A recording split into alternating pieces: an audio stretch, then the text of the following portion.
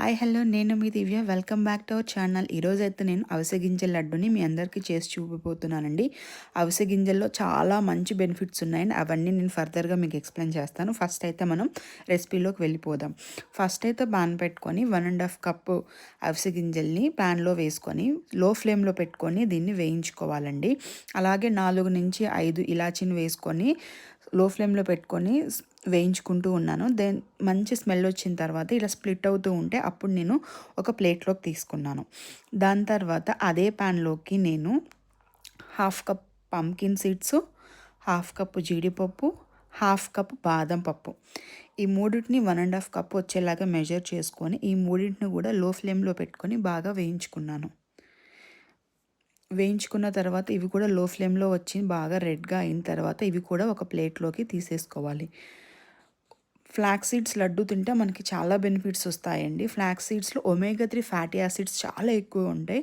So పిల్లల brain development కూడా చాలా బాగా యూజ్ అవుతుంది అండ్ హార్ట్ హెల్త్కి కూడా చాలా మంచిది.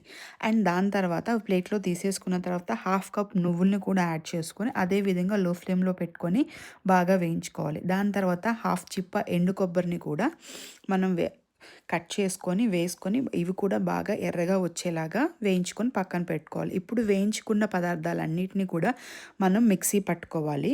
వీటన్నిటికీ నేను 2 కప్పులు బెల్లం తీసుకున్నాను. ఇలా పౌడర్ చేసుకున్నానండి. అన్నిటినీ పౌడర్ చేసుకున్నాను. దాని తర్వాత ఈ 2 కప్స్ బెల్లాన్ని వేసుకొని ఒక 1/2 కప్ వాటర్ వేసుకొని లైట్ పాకం వచ్చేలాగా చేసుకోవాలన్నమాట. దాని తర్వాత పాకం వచ్చిన తర్వాత మనకి బెల్లంలో కొంచెం నలకల్లా ఉంటాయి కదండి, దాన్ని నేను ఫిల్టర్ చేసేసుకొని మళ్ళీ అదే ప్యాన్లో వేసుకున్నాను. మనం దీంట్లో నువ్వులు కూడా యాడ్ చేసాం కదండి, నువ్వుల్లో కూడా మనకి కాల్షియం బాగా ఉంటుంది. సివియర్ హెయిర్ ఫాల్ చేస్తున్న వాళ్ళు డైలీ 1 లడ్డు తీసుకుంటే హెయిర్ ఫాల్ బాగా కంట్రోల్ అవుతుంది అండ్ ఆల్సో స్కిన్ టెక్స్చర్ కూడా ఇంప్రూవ్ అవుతుంది. ఇప్పుడు నేను ఈ పాకాన్ని ఫిల్టర్ చేసుకొని వేసుకున్నాను. ఇప్పుడు మనం పౌడర్ చేసి పెట్టుకున్నవన్నీ కూడా దీంట్లో మిక్స్ చేసుకోవాలి. బాగా ఉండలు లేకుండా బాగా కలుపుకోవాలన్నమాట. దాని తర్వాత ఒక 1/2 స్పూన్ నెయ్యి వేసుకొని బాగా కలుపుకోవాలండి. ఇప్పటి వరకు మనం నెయ్యి ఎక్కడ యూస్ చేయలేదు. సో లాస్ట్ ఇదే 1 స్పూన్ నుంచి 1/2 స్పూన్ వరకు వేసుకోవచ్చు. నేనైతే 1 టేబుల్ స్పూన్ వేసుకొని బాగా కలుపుకొని ఇప్పుడైతే స్టవ్ ఆఫ్ చేసేసుకున్నాను.